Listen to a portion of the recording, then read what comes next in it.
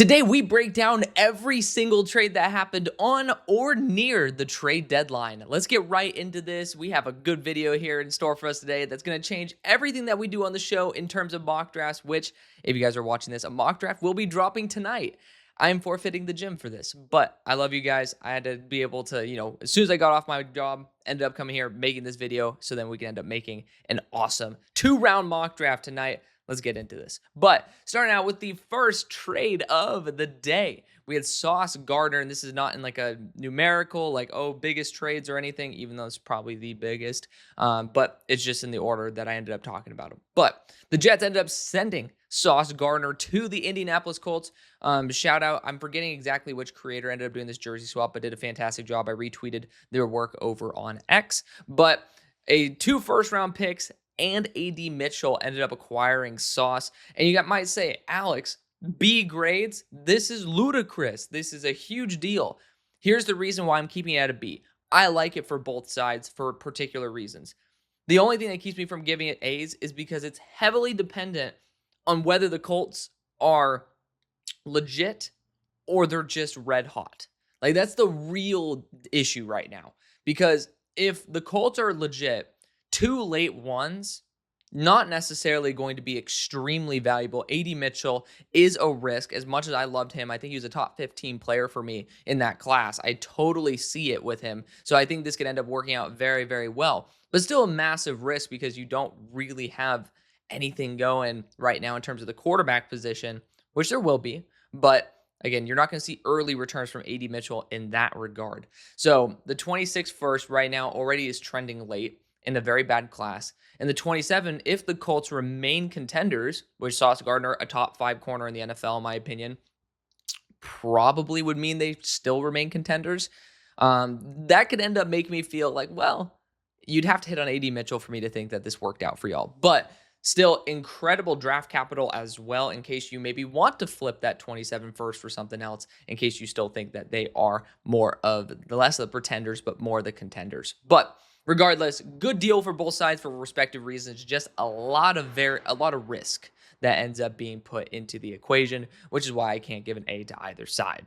Because, again, it is extremely dependent on whether the Colts are legit or not. With our next trade, we have the Cincinnati Bengals sending Logan Wilson to the Dallas Cowboys. This was only for a 26th 7th round pick. 2026 7th round pick. And for the Cowboys, does it really change anything? No, but your linebacker core needs something. Logan Wilson in the past has been an extremely reliable asset. And at the very minimum, it's someone who's had that experience and at least is another body in the linebacker room. For the Bengals, you have 2 of the worst linebackers in the NFL right now because they're taking time to grow. It's very tough for linebackers to transition from college to the NFL nowadays. Not every single one of them is just going to be able to step in right away and be a top 10 type of linebacker. Unfortunately, that just isn't the game anymore. And then you end up taking out one of the veteran presences, whether he can play or not. Let's not even think about that. But the mentorship he can provide. Sometimes coaches can't play. And you get a 7th round pick for it. Just really bad value in my eyes. For the Cowboys, you're at least getting some upside there. And for that, I'm going to give you guys a lot of love for it. But good job by the Cowboys there. Again, the Bengals also, since they were so inactive in free agency, or not free agency, excuse me, on the deadline, it is really confusing as to the actual vision for what they're going to be doing, because you would expect Trey Hendrickson to possibly be on the move. Like, that didn't happen. So very concerning, to say the least. Then we got Dre'Mont Jones. So I talked about it. It's before, near the trade deadline. I didn't want to skimp you guys out because I haven't really talked about this, but Dre'Mont Jones got sent from the Titans to the Ravens for a conditional 5th round pick. That condition that would transition it to a 4th round pick would end up being if they make the playoffs and he gets 2 sacks. Pretty strong likelihood that he ends up being able to fulfill said issue or said conditions. And so I think this is going to end up being a 4th round pick, which is why I'm giving a B for both sides. Because again, it would have been a B- if it were a 5th round pick for the Titans. They're just not competing. They're sending a player to a good spot. I think it's actually pretty ethical that way. Like, Dre'Mont deserves the chance to compete. The Ravens need to get some extra defensive line help. It makes sense. And for the Ravens, if it were just a fifth, I would give it a B plus. But because it'll be a fourth, it's a little bit expensive because I don't really think Dre'mont Jones is on that caliber. But at the same time, that's why you have conditions in there to basically say, hey, I feel comfortable saying I won this trade if we get 2 sacks and get to make the playoffs. So good deal from both sides. Again, I'm pretty much a stickler when it comes to trades. I'll give C's where I think it's just kind of like, and then I'll be pretty damn brutally honest with the D grades and such. So I do think this is beneficial to both sides, especially with the conditional part for the Titans. Then we got Jakobi Meyers going from the Las Vegas Raiders to the Jacksonville Jaguars of all teams. I did not expect the Jaguars to be a contender here for Jakobi. And to me, it communicates one of two things. One, they want to move Trav to corner more to where they don't have to have him all the time as wide receiver. Or two, they've lost faith in Brian Thomas. Maybe a combination of the two. I'm a little bit worried about that. But it's a 6th and a 4th round pick this year. That's pretty expensive for a wide receiver that wants out and has like no leverage at all. Like he's like, I want out. You lose a lot of leverage right there because it's not like, hey, we can keep him. I mean, they could, but then it's just like toxic and all that. So to be able to still net a 4th round and a 6 out of it was really impressive. That's why I give the Raiders an A- out of this deal because he was already on his way out. They had his contingency plan there with Jack Besh. It's time. Super excited to see my boy Besh out there. And then on top of that, you got good draft compensation there for a team that needs it. For the Jaguars, again, it just depends on the vision. It's very dependent on that. I'm curious to see how he ends up getting deployed, but Jakobi's a damn good wide receiver and brings some consistency to a wide receiver core that some people are having some doubts in. Now, I don't like how this is for Parker Washington, but wide receiver cores are not made of 3 dudes. Granted, you also have De'Ami Brown there, but it's going to be intriguing to see how this ends up shifting the whole entire dynamic. And, it's very dependent on that. Similar to what I was talking about with the first trade with the Colts. Like, there are just variables that we do not know yet that you can't really bullshit, but we can speculate. And regardless, Jakobi's a good asset. So we'll see if he ends up being a longer-term option or if this is going to be a short-term rental and they're hoping that, they can get a good comp pick through him going to another team. Then we got Tryon-Shoyinka going from the Cleveland Browns to the Chicago Bears, the edge rusher there for him. He ended up netting a 6th round pick, but of course the Browns had to also send a 7th round pick along with Tryon. For the Browns, this is essentially a useless player in terms of the fact that he was on a 1-year deal and he ended up having 0 sacks so far. So with Isaiah McGuire, Alex Wright doing very well, this is an expendable asset. And they ended up basically just improving their pick. For the Bears, what I don't understand is that you're not getting a boost in pass rush. I mean, I like Joe Tryon, and I'm not giving him a bad grade. A C is an adequate grade. It's just why you're basically just renting someone in the short term trying to say, oh, we want like an edge 4. And to me, that doesn't really sit right. I don't really think that's the best way to handle it. We'll see if Tryon can finally get some momentum going, but I mean, he is somebody that has a lot of starting experience. That's good. He is a talented player. He was good at Washington, but it does feel a little bit like the Bears wanted to go after something a little more splashy, and we're like, we'll just settle so we can feel like we did something. And that's not usually the place that you want to be. But hopefully I'm wrong. Then we got Rashid Shaheed, which in my opinion was probably the best trade of the day. Not for the Saints, because they traded a 4th for Vele, basically got that 4th back. Probably worse, by the way, because, let's just be honest, the Seahawks are a little bit better than the Saints right now. And then they also got a 5th round pick. And they sent Rashid Shaheed. I misspelled Shaheed. My bad. On the beneath the Seahawks slide. It's with 2 E's the way it is above. Apologies. I always make one graphical mistake per episode. Feel free to rip into me in the comments. But Rashid is an absolute monster. He fits perfectly because he's going back to the offensive coordinator that made us believe in Rashid Shaheed. So this is an amazing move. The Seahawks need to get extra deep threat talent and, Horton, Shaheed, Cup, JSN. Then you bring in Arroyo too, Barner.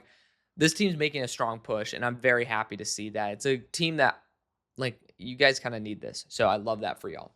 Then, of course, yes, once again, I'm looping in pre-deadline day stuff because I haven't ended up talking about the Jaelan Phillips trade. He ended up going from the Dolphins to the Eagles for a third-round pick. I think it's great for both sides. The Dolphins, they haven't done enough. And honestly, in my opinion, they should have gotten rid of Minka. They should have tried to move on from potentially Waddle. They were asking a high price. I get it. And hey, stick to your guns, right? Don't give away something for less than what it's worth. Like, it's hard to get players that are on a Waddle caliber. Of course, this year, there's a great draft class that has a ton of really good wide receivers. So it is possible that they could have ended up netting positive in that way, but they needed to at least deconstruct a little bit and get some extra draft capital. Phillips is a really good player. Again, came into the league with concussion issues. We'll see. I mean, obviously, he hasn't been a clean bill of health either, but for the Eagles, you're kind of just testing him out and using him for this season, and then, possibly getting a comp pick for him. If you want to keep him on long term, that's an interesting discussion to have. But Jaelan Phillips is a damn good player, someone who, I think benefits both teams in terms of the Dolphins are done. They're getting good draft compensation for him in the short term, and then the Eagles are going to be able to possibly both get somebody to immediately impact their game to game, but also long term in terms of a comp pick. Quinnen Williams, a player who I actually had the chance to be able to meet and know people who got to know him very well before he was drafted. Defensive interior goes from the New York Jets to the Dallas Cowboys, and this was a monster deal, blockbuster deal.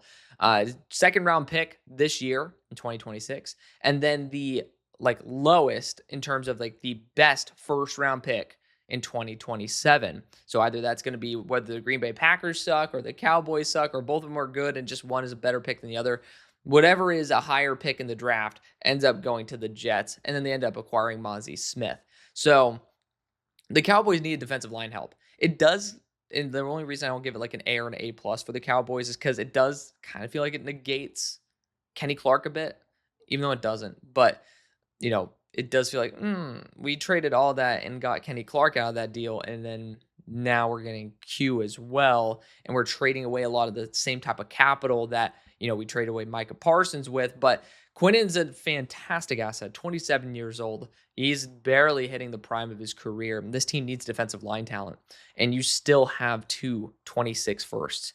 And what you could pray and hope for is that a team tries to pull a Falcons and say, hey, we're going to give our second round pick and a first to move up to your spot. And basically the Cowboys could try to replicate what happened last year. So that could be an intriguing, very interesting option for them if they can find a way to make that work. But regardless, they still have a good amount of draft capital. The Jets ended up moving on from somebody that they know they love, but also, again, with Quinnen being 27, they're not going to be competitive probably for the next 3 to 4 years unless they hit everything perfectly. And that's not necessarily going to go over too well with somebody who, again, is going to be exiting their prime as soon as you get competitive. So I think it's very good business ethics to get Quinnen out of the building, going to a place that, is trying to maximize some of the other primes of their talent. So good move for both sides. And then we got Trevor Penning. We got 2 more trades here. Trevor Penning goes from the Saints to the Chargers, 2027 6th round pick. And, he's intriguing to say the least. For the Chargers, they have a lot of injuries.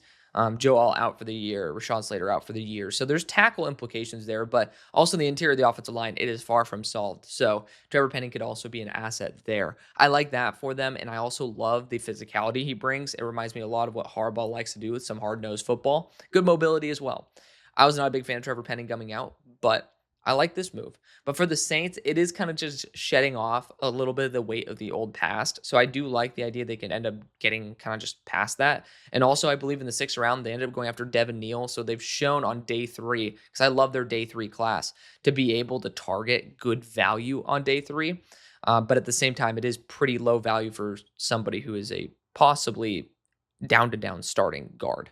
Especially when you were starting Torricelli Simpkins earlier in the year, and he was absolute butt cheeks. So, again, there's pluses and minuses to both for both sides, but I think the Chargers netted out as a winner in that. But the Chargers ended up doing some weird shit.